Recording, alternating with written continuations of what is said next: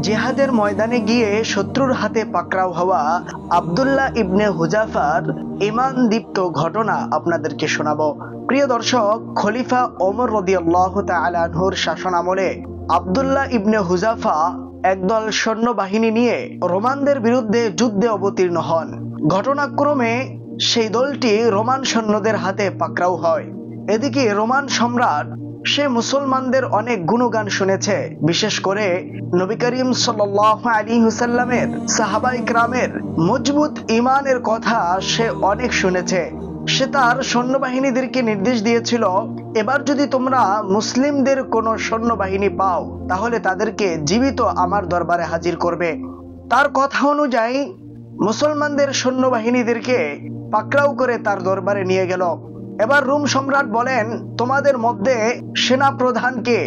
তখন আব্দুল্লাহ ইবনে হুজাফা বলেন, আমি হলাম এ দলের সেনা প্রধান। রোম সম্রাট তাকে শাস্তি দিবে তো দূরের কথা, তাকে কাছে টেনে আনলেন এবং তার পাশের চেয়ারে বসালেন। অতঃপর বললেন, আমি যখন তোমাকে প্রথমেই দেখছি তখন তোমার প্রতি আমার একটা ভালো লাগা কাজ করছে। আমি তোমাকে খুব মহব্বত করি, ভালোবাসি। তবে তোমার আর আমার ভালোবাসার মধ্যে একটা বাধা আছে।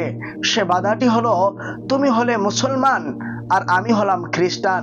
তুমি যদি ইসলাম ধর্ম ত্যাগ করে আমার খ্রিস্ট ধর্ম গ্রহণ করো তবে আমি তোমাকে পরিপূর্ণরূপে ভালোবাসতে পারবো। এখন তুমি মনে করতে পারো, তুমি যদি খ্রিস্ট ধর্ম গ্রহণ করো তোমার দল বলের লোকেরা তোমাকে আর গ্রহণ করবে না। এতে কোনো সমস্যা নেই, আমি তোমাকে আমার এই রোম সাম্রাজ্যের অর্ধেক অধিপতি বানিয়ে দেব।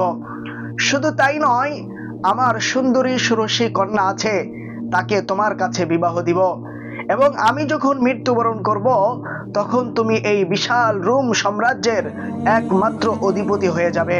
বিশাল বড় অফার দিল।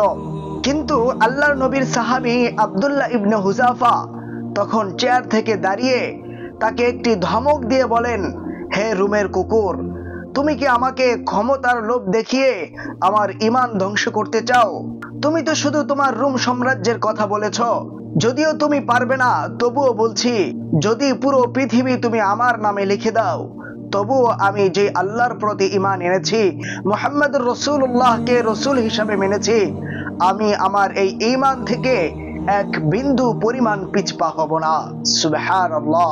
রোমের সম্রাট সবার সামনে অপমানিত হলো এবং আব্দুল্লাহ ইবনে হুজাফাকে শাস্তি দিতে শুরু করে দিল। সে তার রাজ দরবারে নির্দেশ দিল, আব্দুল্লাহ ইবনে হুজাফাকে কারাগারে নিক্ষেপ করো, আর তাকে কোনো খাবারও দিবে না, কোনো পানিও দিবে না। কারাগারে নিক্ষেপ করা হলো।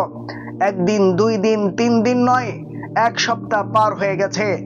আব্দুল্লাহ ইবনে হুজাফা খাবার না খেয়ে, পানি পান না করে তিনি দুর্বল হয়ে পড়ে গেছেন। তিনি আর উঠে দাঁড়াতে পারছেন না। তখন জেলখানার ডাক্তার গিয়ে সম্রাটকে বলে, সম্রাট, আপনি যাকে খাবার পানি দিতে নিষেধ করেছেন সে তো দুর্বল হয়ে পড়েছে, হয়তোবা আর কিছুদিনের মধ্যেই সে মারা যাবে। তখন রোম সম্রাট নির্দেশ দিল যে যাও, তাকে খাবার দাও, তাকে পানি দাও, তবে তাকে এমন এক খাবার দিবে যে খাবার ইসলাম ধর্মে হারাম, অর্থাৎ তাকে শূকরের গোশত দিবে আর তাকে মদ মিশানো পানি দিবে। এই হারাম খাবার তাকে দিবে, দেখবো সে খায় কিনা।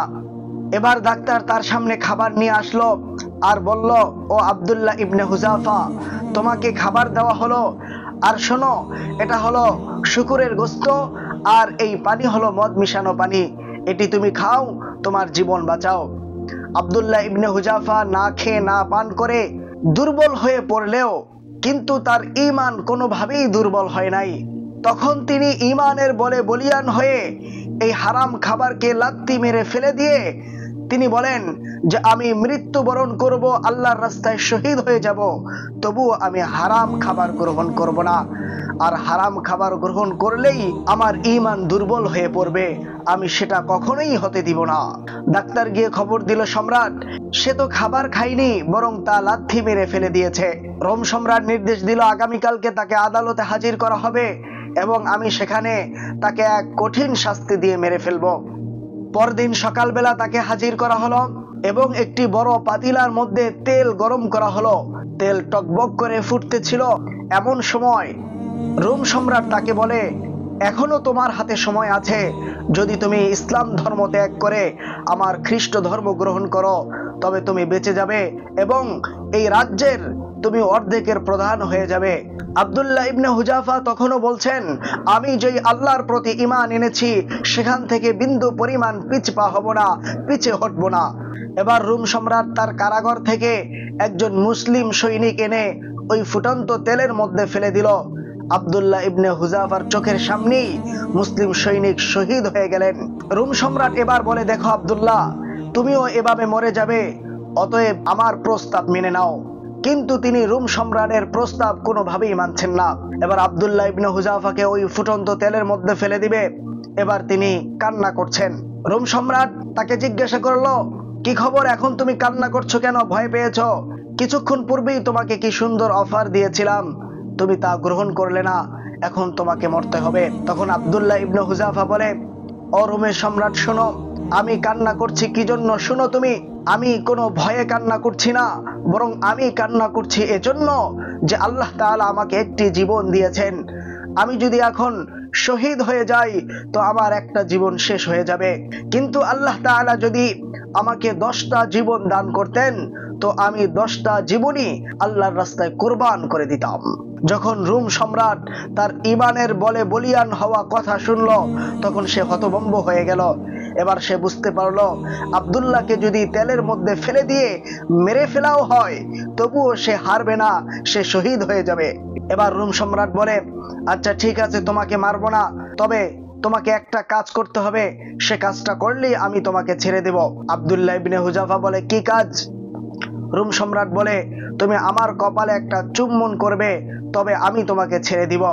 আব্দুল্লাহ ইবনে হুজাফা এবার চিন্তা করলো যে চুম্মা দেওয়া তো আর কোনো শিরকি কাজ নয়, তবে আমি এটা করব সেটা আমার জীবনের বিনিময় নয়, বরং অন্যান্য সৈন্যবাহিনীদের জীবনের বিনিময়। আব্দুল্লাহ ইবনে হুজাফা রোম সম্রাটকে বলেন, শুনেন সম্রাট, আমি আপনার কপালে চুম্বন করতে পারি, তবে আপনার কারাগারে যত মুসলিম সৈনিক আছে সকলকে আপনি মুক্তি দিবেন, এই শর্তে আমি আপনার কপালে চুম্বন করতে পারি। রোম সম্রাট দেখলো যে আব্দুল্লাহ ইবনে হুজাফাকে কোনোভাবেই হারানো যাচ্ছে না, যাই হোক তার কথাটা আমি মেনে নেই। অতঃপর আব্দুল্লাহ ইবনে হুজাফা তার কপালে একটি চুম্বন করলেন আর কাফেরদের কারাগারে থাকা সকল মুসলিম সৈনিকদেরকে নিয়ে তিনি হযরত ওমর রাদিয়াল্লাহু তাআলা আনহুর দরবারে হাজির হলেন। ঘটনা খুলে বললেন। তখন হযরত ওমর রাদিয়াল্লাহু তাআলা আনহু বললেন যে, ও আব্দুল্লাহ ইবনে হুজাফা, তুমি রোম সম্রাটের কপালে চুম্বন করেছ, এতে তোমার কোনো সম্মান নষ্ট হয় নাই, বরং আমি খলিফা হয়ে আসো তোমার কপালে চুম্বন করি, তোমার কপালে চুম্বন করে আমি তোমাকে সম্মান প্রদর্শন করি। তখন খলিফাতুল মুসলিমিন হযরত ওমর রাদিয়াল্লাহু তাআলা আনহু সহ সকল সাহাবারা আব্দুল্লাহ ইবনে হুজাফার কপালে চুম্বন করে তাকে সম্মান প্রদর্শন করেছেন।